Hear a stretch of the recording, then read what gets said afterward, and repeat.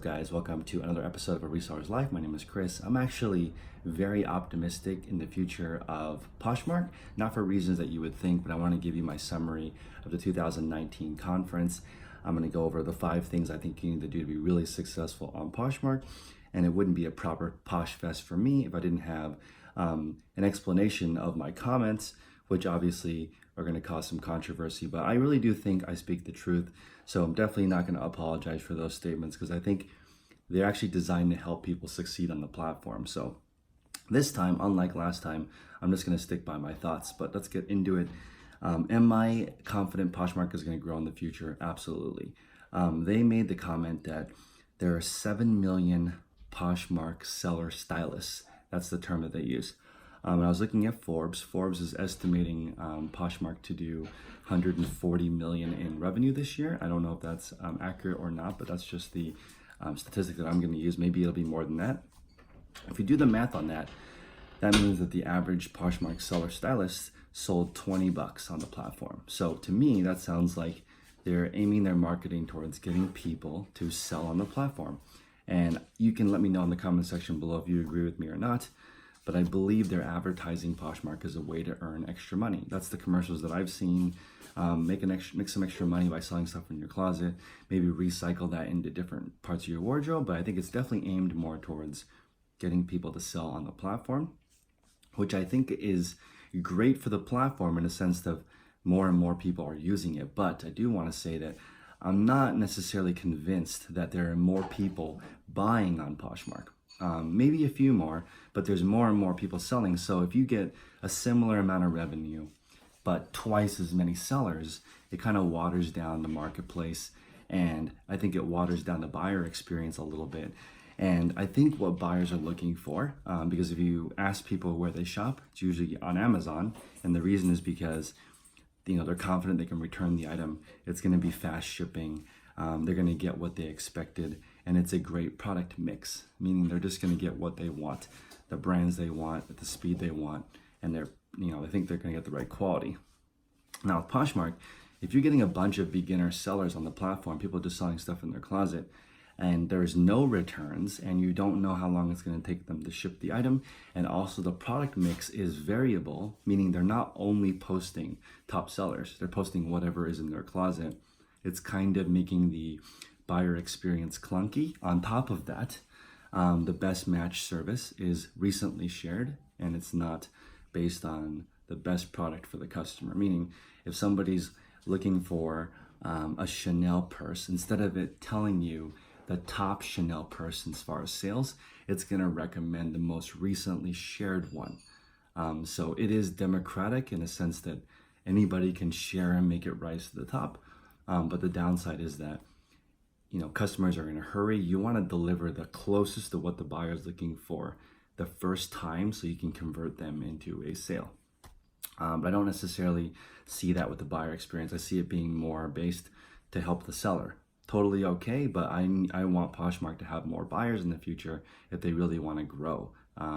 If you look at the sales, 120 million, there are single sellers that sell more than that on Amazon's platform. One person selling more than 7 million people on Poshmark. So I think they really need to add in some stuff to drive some business people onto the website. That's controversial, number one, because they're trying to make it fair, but if you bring businesses in, they're gonna rank higher because they have more quantity of the popular items, and primarily because of wholesale. If you have a brick and mortar store or you're a big operation, you order a full size run of Adidas, you post it on the website and you can offer the best price, fastest shipping, you're gonna rise above regular people who just sell in their what's in their closet. And that's maybe unfair in a sense that you can't compete against the big guy, but that's sort of how reality works. When you see the people offering the best deals, generally you're getting the best deal from the manufacturer or from liquidators or distributors. That's why they're offering that banging deal so people can go to the website. And I think eBay is really concerned with the buyer experience. So is Amazon. eBay forces the return for any reason. People can wear the item and then return it. They can do rentals, they can do whatever. But what it does is it keeps people buying on eBay. Amazon essentially has an A to Z return policy, meaning you can return the item for almost any reason. That gives people confidence. They've got the prime delivery. And I think if Poshmark wants more buyers, they're going to have to make the buyer experience better. And I didn't hear that during the conference. So the conference was very much surface level stuff. So to give you guys the 5 things that'll make your Poshmark closet do awesome, this was reviewed in all of the Poshmark seminars, and it's the same thing on any platform. Great titles, great description, great price, great product mix, meaning the best brands and the styles people are looking for. And then the one difference on Poshmark that other websites don't have is the pictures. Okay, so you have Posh Stories. Posh Stories are something they're introduced in the hackathon. It's supposed to help you, similar to the Instagram posts where you could just immediately buy it watching people's stories. They talked about making it 48 hours long. I personally don't think you should do that because I don't want you to waste time making stuff that disappears after 48 hours. I'd rather you just take incredible photos so your buyer can buy it. And this is where I'm going to come into controversy like before, saying that the people who model the clothing usually do better. I brought up a closet that I saw on my Instagram, 2 closets actually, where they have female models modeling the stuff, and it looks 100 times better than a flat lay or a mannequin. Not to say that you can't be successful doing a mannequin or a flat lay. I'm just saying it looks better on a person, right? And the person, if they know how to model themselves with the right lighting, with the right background, they're gonna make this item look much more premium. If you look at the solds, the items that are modeled sell for more money and faster. So for me, when I was looking into that, I looked at what brands are hiring what models because they're advertising to specific people. Every brand has a specific customer they're wanting to target. And I was like, okay, then I need to find the corresponding model because I'm targeting the same people as they are. I'm capitalizing on the same target market they are. So when I look at the concept of merchandising, and I also met a few poshers that have brick and mortar stores, and they were talking about it all being about merchandising, who's working in the store, where they place the items, and they literally said who's working in the store. And I think this is controversial, but I think that the person working in the store has a huge influence on the brand. Right? And this is where some companies get in trouble because they only hire certain people or whatever. But it makes sense to me from a business standpoint. You would hire whoever you want your demographic to buy from. So on Poshmark, the biggest opportunity you have to stand out is your photos, in my opinion, because the stores that are crushing it, they don't have like a way better title than you. It's not really, they don't have a way better price than you. The description is what it is. But the pictures really make you stand out. So I think you can really stand out from the 7 million other people selling by rising to the top. The reason why it gives me confidence is because there are so many beginners. If you guys take the time to really understand how to do these 5 things, titles, pictures, description, price, product mix, you will rise to the top. Because the people who are just selling for fun, they don't have time to get good at all of that. So if you really learn how to make your listing pop, you will rise to the top and you will make money on the platform. Also, one of the main things I learned from the conference is how well Poshmark is ranking in Google search. And I've had that same experience.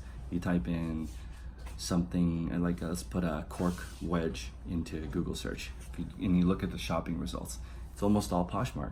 So that means either they're doing a great job with search organic Google search, or Poshmark is paying for that placement, one or the other. It's either doing really well organically, meaning customers like what they see and they're buying it, or Poshmark is paying for it. So that means you don't have to rely as heavily on sharing. Okay, and this is exciting to me because sharing has always been something I feel like is not democratic.